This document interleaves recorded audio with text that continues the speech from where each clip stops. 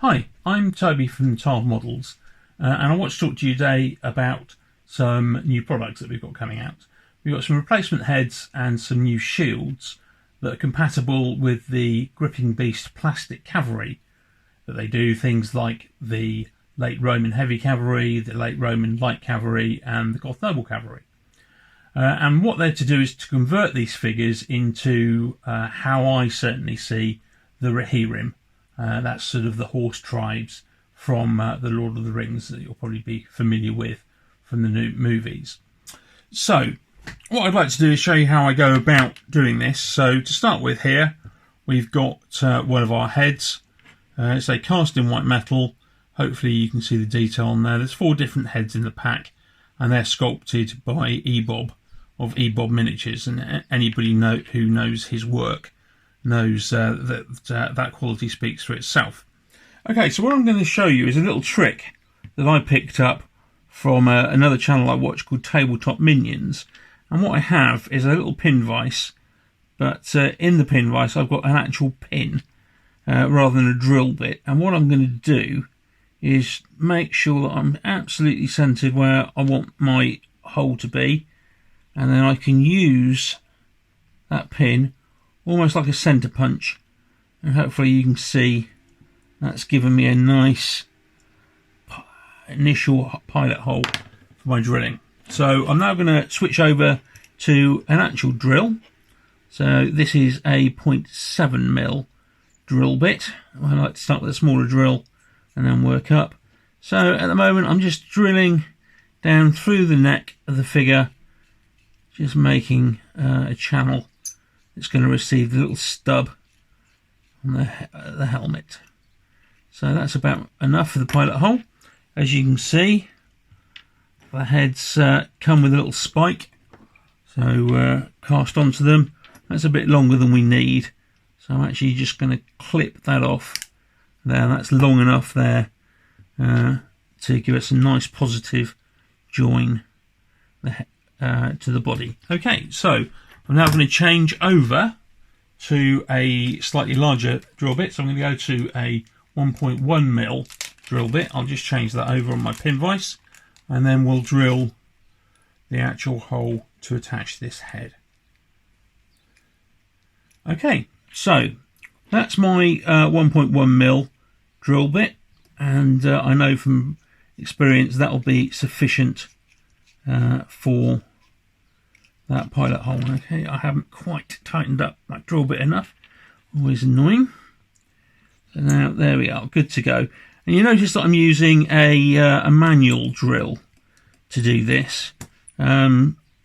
Obviously something like a Dremel or something would be quicker, but certainly for working on plastic, this sort of thing, I would always favour a manual drill bit like this. The problem is with an electric drill, is the heat generated is going to cause you real problems and could in fact end up melting the plastic.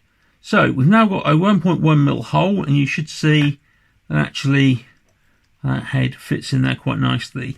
As you can see at the moment, there's still a bit of a gap there, which I'm not very happy about. So what we can do is, taking our scalpel, we can just cut along the front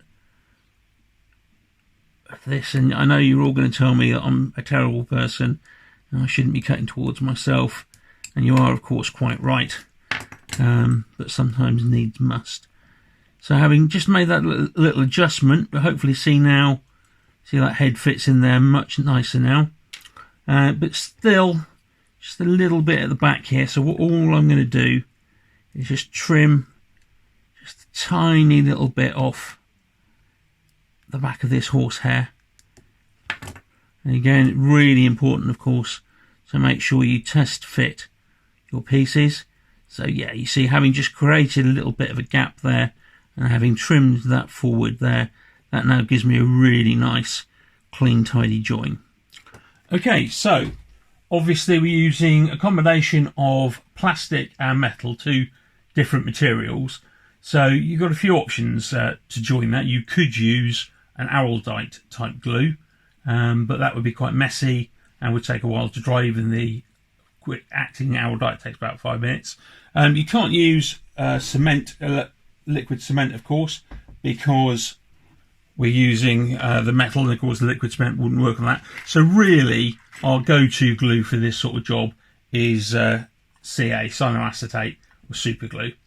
So it comes in different forms. This is Zap Gap, and this is the thicker super glue. So again, I'll show you on there. I like the Zap super glues, they're really good. And here I've just got an old plastic lid from I think a porridge pot. So again, what I would never do is use the glue straight out of the bottle, because you don't know what's going to happen. You can get super glue everywhere. So I make up these little tools. Basically, it's just a lump of milliput with a piece of piano wire in it. What it means is it gives me absolute control over the amount of super glue that I'm using. So as you can see, just a little bit there. Again, using this slightly thicker super glue, it gives you some gap filling potential. So I'll make sure that I'm happy with the position, and then I'll just hold that head in position just for a minute or so, just to let that go off. Again, obviously we're using cyanoacetate. I could use Kicker. That's a chemical that will instantly bond the glue. Problem with that is, unfortunately, that's an exothermic reaction, i.e. it generates heat. So again, if we were to use the Kicker, there's a likelihood we might end up melting the plastic. So that should be about right. So as you can see, very nice new head on the horseman. So I've just got to finish cleaning up the body now, mount him on a horse. I'll just show you briefly some of our shields that we've done. These have been designed by me, 3D printed by Shapeways, who are an excellent 3D printing service. And then I've made a little mould of those and then cast them myself in resin. And those are vacuum cast and pressure cast. The resin is degassed and then it's put in a pressure pot to cure. So you end up with these really nice, clean, crisp castings. So again, the heads come 4 to a pack, the shields come 4 to a pack. So look out for these products coming to the TARV website soon. Thanks very much, and hopefully I'll see you again soon.